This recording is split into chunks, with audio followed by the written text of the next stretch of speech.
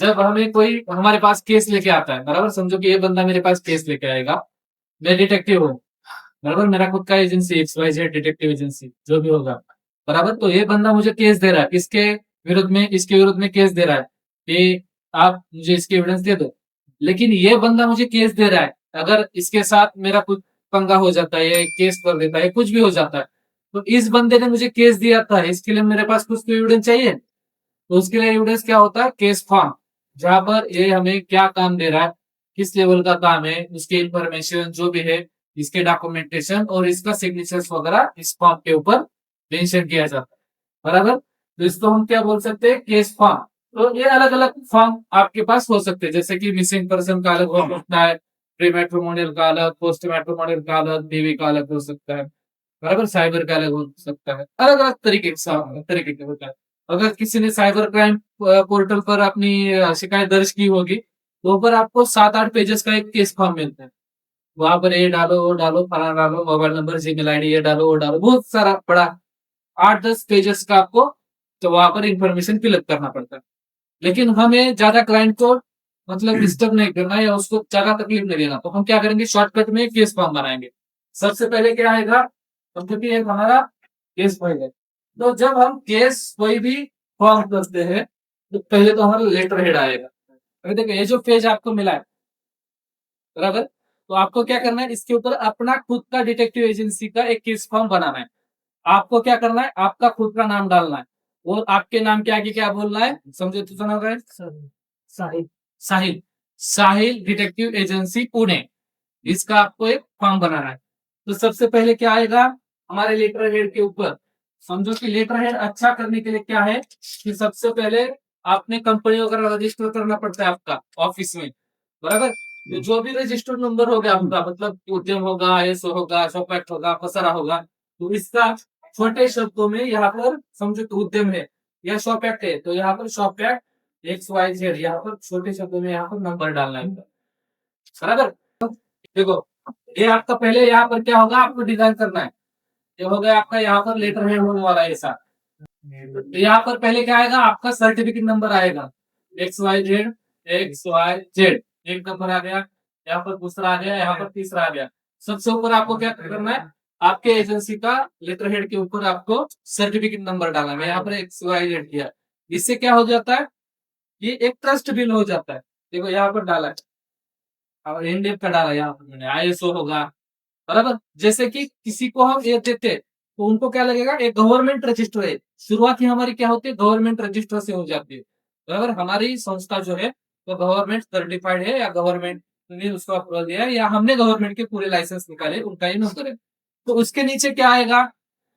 ये तो हो गया आपका लेटर हेड। तो लेटर हेड के ऊपर का क्या आ गया? फिर इसके नीचे आएगा, ये XYZ होने के बाद आपके एजेंसी का नाम साहिल, यहाँ पर आएगा साहिल डिटेक्टिव एजन्सी, बरोबर, आता हे फुल नाव आलं, बरोबर. तर ह्याचा शॉर्ट चांगला आकर्षक दिसण्यासाठी जर काम करू शकतो का आपण? SDA, बरोबर, असं मी करू शकतो, काही प्रॉब्लेम नाहीये. आता याच्या खाली काय असतंय लेटर हेडवर? याच्या खाली येणार आपली संस्था जी आहे त्याचं नाव टाकलं, इथं येईल तुमचा जीमेल, इथं मोबाईल नंबर, बरोबर, जीमेल, मोबाईल नंबर, इथं वेबसाईट, हे आलं एका लाईनीमध्ये किंवा 2 लाईनीमध्ये नावाच्या खाली. परत इथं ऍड्रेस, बरोबर, हे आपलं झालं लेटर हेड, बराबर. म्हणजे तुमची एजेंसी चालू करताना, मतलब आपका खुद का अगर आपको एजेंसी चालू करना है, तो सबसे पहले अपने एजेंसी का एक लेटर हेड बनाओ, जो कि आपका केस फॉर्म में भी हो सकता है, और दूसरी की अगर आपको कुछ गवर्नमेंट के साथ या किसी क्लाइंट के साथ लेन देन करना है, तो अगर आप आपके ऑफिशियल लेटर हेड पर वो लेन देन करोगे, तो एक ट्रस्ट बिल्ड हो जाता है। तो आपको क्या करना है? सबसे पहले लेटर हेड बनाना, बराबर। अभी लेटर हेड आपने बनाना है आपका, आपके नाम से बनाओ डेमो के लिए, कोई दिक्कत नहीं है। एड्रेस घर का डालो, आपके मोबाइल नंबर ओरिजिनल वाला डालो, जीमेल आईडी डालो, वेबसाइट भी डालो। वेबसाइट कौन सा होता है?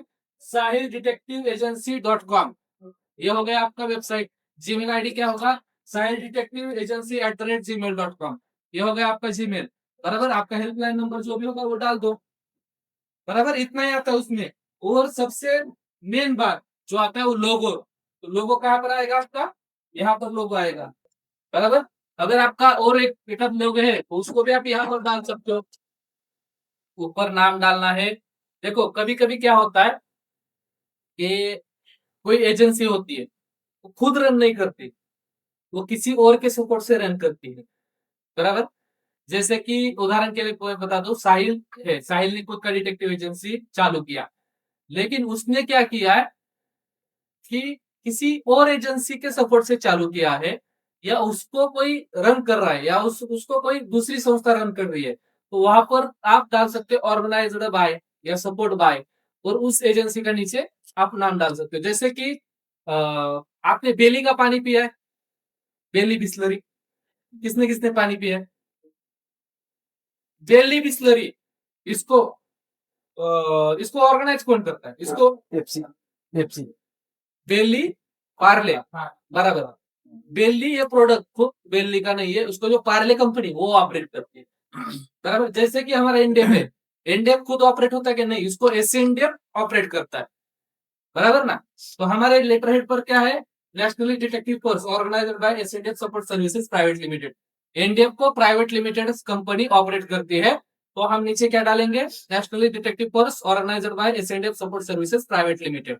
मतलब इंडिया सॉरी एस इंडिया को चलाता है, तो उस लेवल की ये कंपनी है, तो आप आपके हिसाब से भी डाल सकते हो। ओके, मराठी, हिंदी, इंग्लिश, कौन सी भी लैंग्वेज में आप डाल सकते हो, अच्छे से डालो, कोई दिक्कत नहीं है।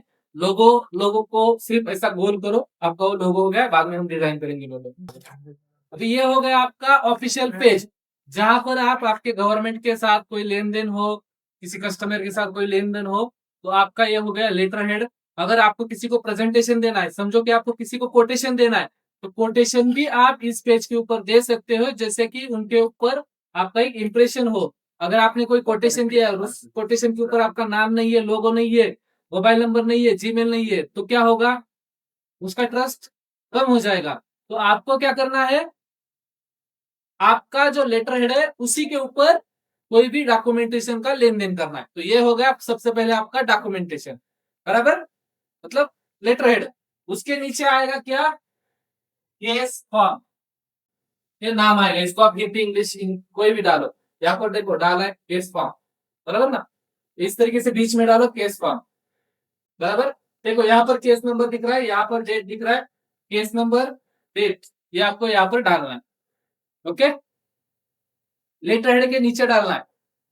अभी जो मैंने आपको पहले लिख के दिया था, इसके नीचे क्या आता है उसमें से? केस टाइटल, क्लाइंट डिटेल है, केस टाइटल, बराबर। तो यहाँ पर क्या होगा? हम पहले डालेंगे इंफॉर्मेशन, बराबर, क्लाइंट इंफॉर्मेशन, उसके नीचे क्लाइंट का कौन सा केस है उसका टाइटल दे देंगे, बराबर। यहाँ पर क्या आएगा? हेडलाइन आएगा, क्लाइंट इंफॉर्मेशन आ जाएगा। ओके, अभी हमें क्या करना है? इसके नीचे क्लाइंट की इंफॉर्मेशन डालनी है। क्लाइंट इंफॉर्मेशन, ये इधर आ गया क्लाइंट इंफॉर्मेशन, बराबर। तो सबसे पहले क्या आएगा? नेम, किसका? क्लाइंट, क्लाइंट का। तो सबसे पहला आएगा नेम, इसका नाम कुछ भी हो सकता है, X Y Z A B C D E F G का कुछ भी डालो, बराबर। नेम, ये किसका नेम है? क्लाइंट का, जो बंदा हमारे पास आ रहा है उसका, बराबर।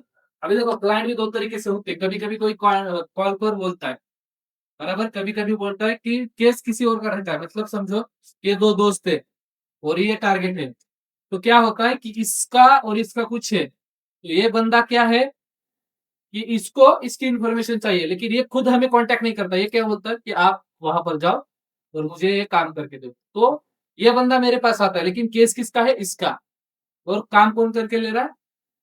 मतलब काम करके ये ले रहा है, केस इसका है और निकालनी इंफॉर्मेशन इसकी है, तो यहाँ पर किसका हम नाम लेंगे? Reference name reference name. हमें क्या करना है? नेम, सबसे पहले जो बंदा हमारे पास आया है, client name x Y Z तरफ से, म्हणजे आपल्याला काय टाकायचंय? हा व्यक्ती कोणाकडून आलेला आहे? ह्याच्याकडून, तर मग ह्याच्याकडनं हा व्यक्ती आला, त्याची इन्फॉर्मेशन पुढं, ह्याचं नाव टाकायचं, पण हा कोणासाठी आलाय? तर ह्याच्याकडून आलेला आहे, हे तिथं मेन्शन करून टाक, बरोबर, सिंपल आहे। म्हणजे आपल्याला काय काय प्रॉब्लेम आला, एखाद्या वेळेस हा आपल्याकडे आला, ह्याने दिलं माझी माझी केस, काहीतरी मॅटर झाला, आणि परत आपण म्हटलं की म्हणजे काय मॅटर झाला, आणि ह्याला म्हटलं की तुझ्या केसचं असं झालं, तो म्हणजे कसली माझी केस, बरोबर. आणि ह्याचं काहीच कॉन्टॅक्ट नसते, हे म्हणजे मी ह्याला नाही ओळखत, मी त्याला ओळखतो, पण ह्याने आपल्याला केस दिली, मग आपण हुडकणार कोणाला? बरोबर ना? किंवा म्हणे ह्याचा माझा काही संबंध नाही. बरोबर? तर मग आपल्याला या दोघांची नावं पाहिजे, जेणेकरून काही प्रॉब्लेम झाला तर मग आपण ह्याला नाही ह्याला, ह्याला नाही ह्याला काहीतरी ॲडजस्ट करू शकतो सिच्युएशननुसार. बरोबर? आता हे रिपोर्टमध्ये बेसिकली देत नाहीत, पण आपण प्रायव्हेटमध्ये काम करतो म्हणून सगळ्यात महत्त्वाची गोष्ट रिलेशन चेक केल्याशिवाय केस घ्यायची नाही. बरोबर? मी क्लासमध्ये एक किस्सा सांगितलेला. एक जण माझ्याकडनं मर्डरसाठी वॉच करून घेत होता. बरोबर? रिलेशन माहीत असल्याशिवाय केस का घ्यायची नाही? चुकीचे परिणाम वगैरे होतात. बरोबर? समजा हा याची केस देतोय, तर ह्याचं आणि ह्याचं रिलेशन काय आहे? कशामुळे चाललंय हे सगळं? हे आपल्याला माहीत असणं गरजेचं आहे आणि ते आपल्याला रिलेशनचं लिहून घेणं गरजेचं आहे. बरोबर? त्याच्याखाली काय येईल? रिलेशन. तिसरा येईल कॉन्टॅक्ट. बरोबर? तर येईल ईमेल. संपर्क ईमेल आला. त्याच्यानंतर काय आहे? ॲड्रेस, पत्ता. 5 नंबरला येईल पत्ता. 6 नंबरला येईल ॲडिशनल इन्फॉर्मेशन. म्हणजे ॲडिशनल म्हणजे काय? डेट ऑफ बर्थ किंवा गरजेची जी इन्फॉर्मेशन आहे. एखाद्याला जर मोबाईलची डिटेल पाहिजे, म्हणजे मोबाईल आपण देत नाहीत. कॉल डिटेल ह्या त्या गोष्टी देत नाहीत.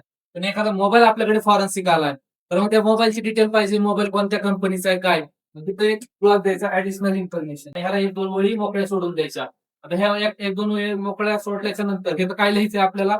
जी केस आहे, त्या केस संदर्भात जो केस द्यायला आलाय, त्याच्याकडनं जी इन्फॉर्मेशन मिळते, ती इथे ॲडिशनल इन्फॉर्मेशन मध्ये आपल्याला टाकणं गरजेचं आहे.